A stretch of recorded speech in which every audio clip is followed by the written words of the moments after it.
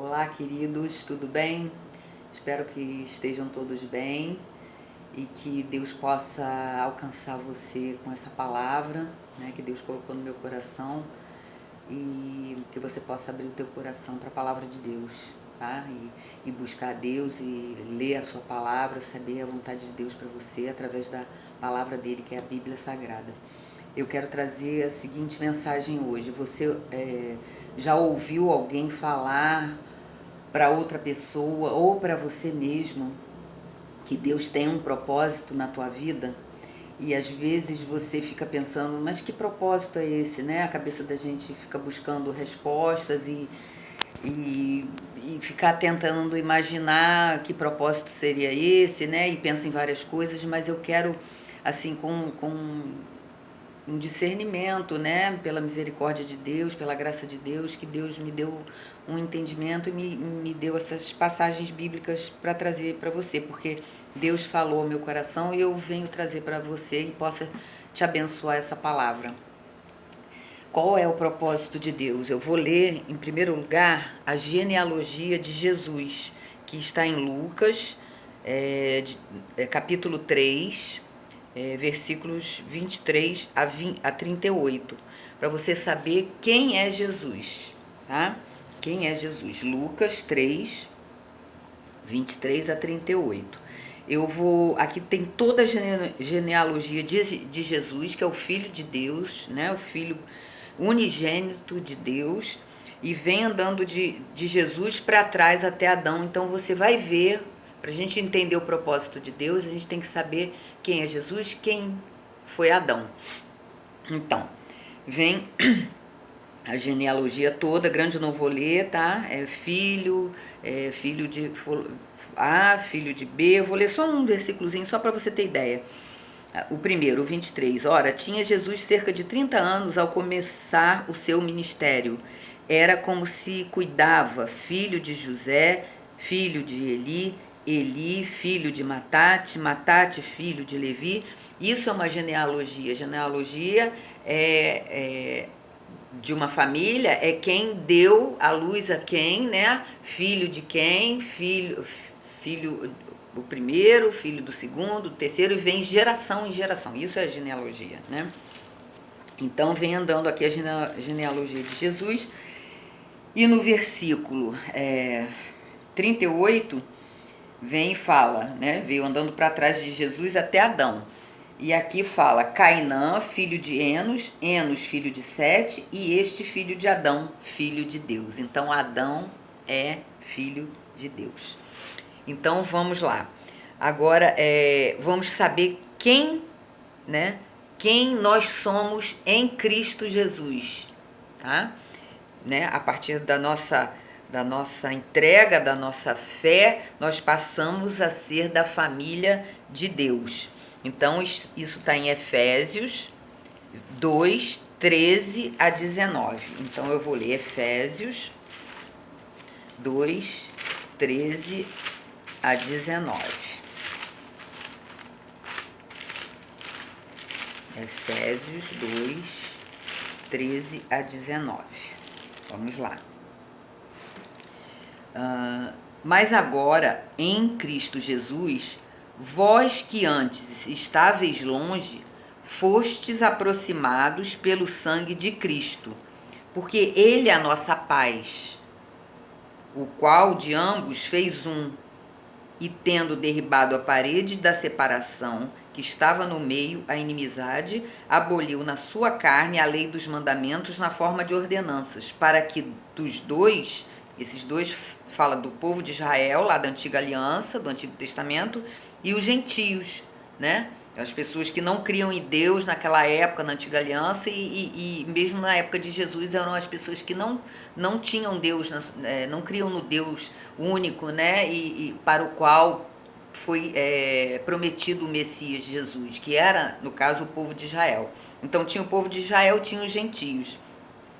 Então Jesus aboliu na sua carne a lei dos mandamentos na forma de ordenanças, para que dos dois em si mesmo, para que dos dois criasse em si mesmo um novo homem, fazendo a paz, e reconciliasse ambos em um só corpo com Deus, por intermédio da cruz, destruindo por ela a inimizade.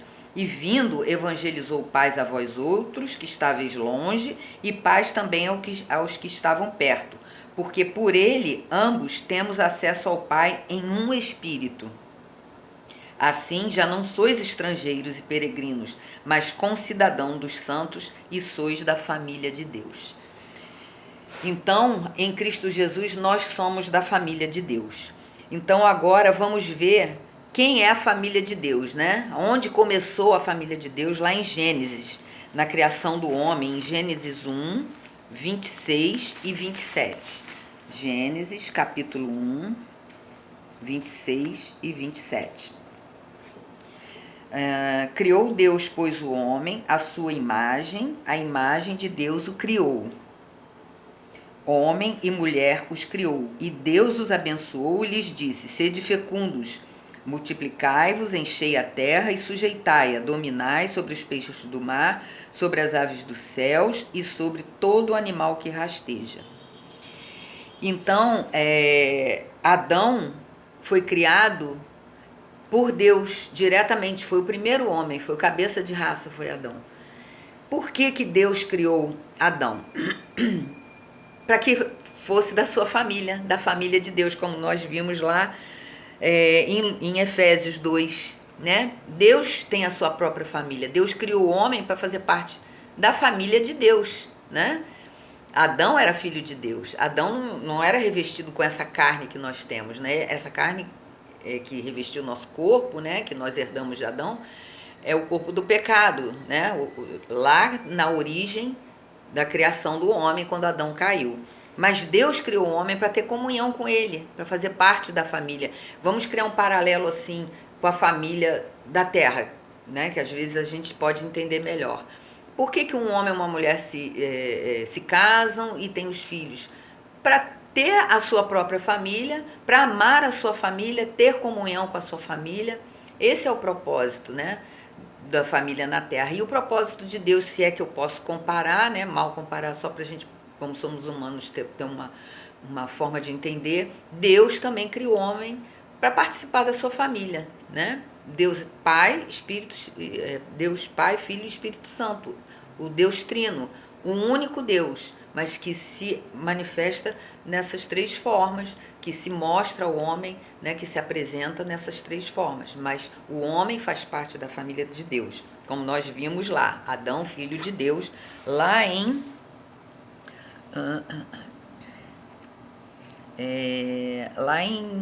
na genealogia de Jesus, em Lucas 3, 23 a 38, que eu já li. Então, para você ver, ó, eu vou ler agora Gênesis 3, 8, né? Quando Deus andava no jardim e perguntou ao homem: onde estás? Que fica em Gênesis 3, 8, a queda de Adão. Então, Deus tinha comunhão com o homem sempre. Então, quando o homem caiu, que o homem, né, desobedeceu, pecou e escolheu andar por si só, né, não de acordo com o pai, né, com seu pai, Deus procurou Adão em Gênesis 3:8, que fala assim: quando Adão e Eva, né, quando ouviram a voz do Senhor, que andava no jardim pela viração do dia, esconderam-se da presença do Senhor Deus, o homem e sua mulher por entre as árvores. E chamou o Senhor Deus ao homem e lhe perguntou: onde estás? Quer dizer, quando Deus perguntou onde estás ao homem, porque o homem já tinha saído da presença de Deus. Então Deus perguntou: onde estás? Não que Deus não soubesse onde Adão e Eva estavam, mas isso tudo para que Adão se posicionasse, para que Adão caísse em si, para que Adão percebesse o quanto aquela atitude, né, o afastou de Deus. Então, essa passagem de Adão, onde Deus perguntou onde estás, né, que Adão saiu da presença de Deus, não quis mais saber, né, preferiu ir de acordo com seus próprios pensamentos e decisões, achou que era certo e desobedeceu a Deus e provou do fruto da árvore que Deus havia falado que ele não provasse. Isso me linka com faz o link com o filho pródigo, Lucas 15, de 11 a 24. Lucas 15, de 11 a 24. Vou ler. É uma parábola grande, é a parábola do filho pródigo. Eu vou ler até o 24, esse vídeo vai ficar um pouquinho comprido, mas eu peço que você tenha paciência, vá até o final. Inclusive eu peço que, se você gostar, se Deus falar o teu coração, dê um like e compartilhe também para que mais pessoas possam ser abençoadas. Eu vou ler aqui a parábola do filho pródigo, que retrata não só Adão, que largou a presença de Deus, saiu, mas como muitas pessoas também, né, hoje em dia, que conhecem a Deus e resolvem andar por si só, né? Mas eu quero trazer mais para a parte de Adão. Então vamos lá. Continuou Jesus falando a parábola. Certo homem tinha 2 filhos. Desculpa, eu estou aqui com o celular na mão, mas vamos lá. Certo homem tinha 2 filhos. O mais moço deles disse ao pai: Pai, dá-me a parte dos bens que me cabe. E ele lhes repartiu os haveres. Passados não muitos dias, o filho mais moço, ajuntando tudo que era seu, partiu para a terra distante e lá dissipou todos os seus bens, vivendo dissolutamente. Depois de ter consumido tudo, sobreveio àquele país uma grande fome e ele começou a passar necessidade. Então ele foi e se agregou a um dos cidadãos daquela terra, e este o mandou para os seus campos a guardar porcos.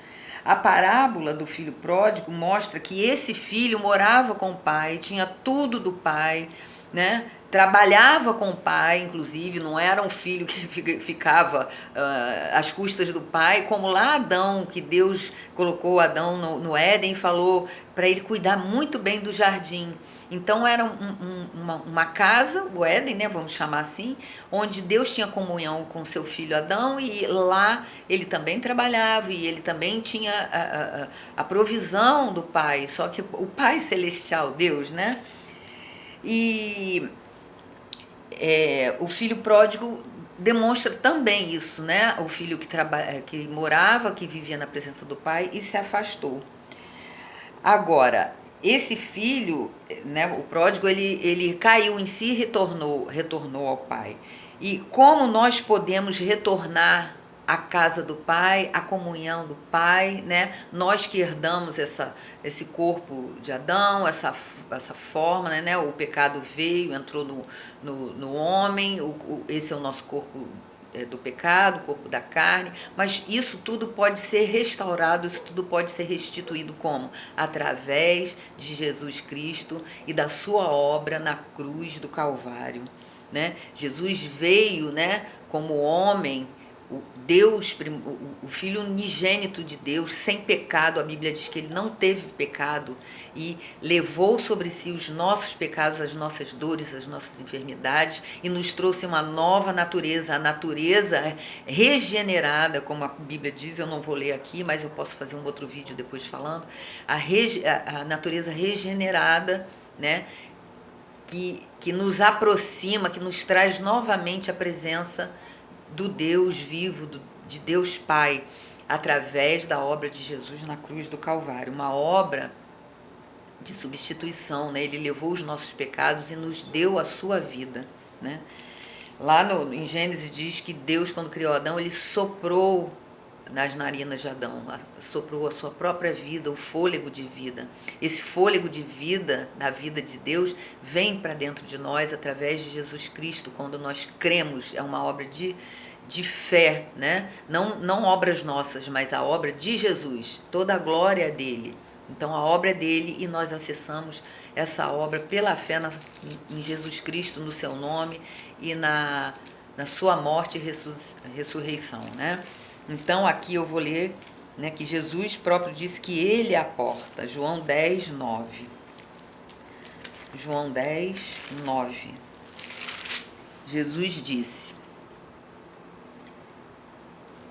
Eu sou a porta. Se alguém entrar por mim, será salvo. Entrará e sairá e achará pastagem. Então Jesus é a porta de retorno a presença do Pai. A Bíblia diz que quando Jesus morreu, quando ele bradou na cruz, o véu do templo se rasgou, mostrando que a presença de Deus, não há mais esse véu, esse impedimento de se chegar à presença de Deus para o homem, porque Jesus, né, através da sua carne, né, da sua morte e da sua ressurreição, nos trouxe comunhão novamente com o Pai. Então, saiba que esse é o propósito de Deus para a vida do homem. Existe esse grande propósito, né, um propósito para a humanidade, de retorno da comunhão do homem, de qualquer homem. Não existe judeu, nem, como a Bíblia diz, nem gentio, nem grego, nem nada. Todos somos iguais perante a Deus e todos podemos ter acesso por uma coisa que o próprio Deus nos deu: fé. Essa fé dirigida ao Senhor Jesus, na sua obra, essa fé nos traz essa comunhão com Deus. Então esse é o grande propósito de Deus para o homem, né? Quando eu digo homem, é o ser humano, homem, mulher, criança, jovem, todos. É o grande propósito. Tem outros propósitos? Aí sim, Deus tem para cada um de nós os menores propósitos de acordo com a necessidade de cada um, a vida de cada um, mas isso Deus vai mostrando a nós através do seu Espírito quando você passa pela porta e inicia essa caminhada com Deus, com o Espírito Santo já dirigindo a sua vida. Porque todos aqueles que têm o Espírito de Deus são filhos de Deus. E Jesus conquistou isso para nós. A comunhão com o Pai, a direção do Espírito, o Espírito Santo habitando dentro de nós. Pela fé em Jesus, o Senhor e Salvador. Até o próximo vídeo. Deus te abençoe, te guarde, te livre do mal e que fale poderosamente ao teu coração. Até a próxima.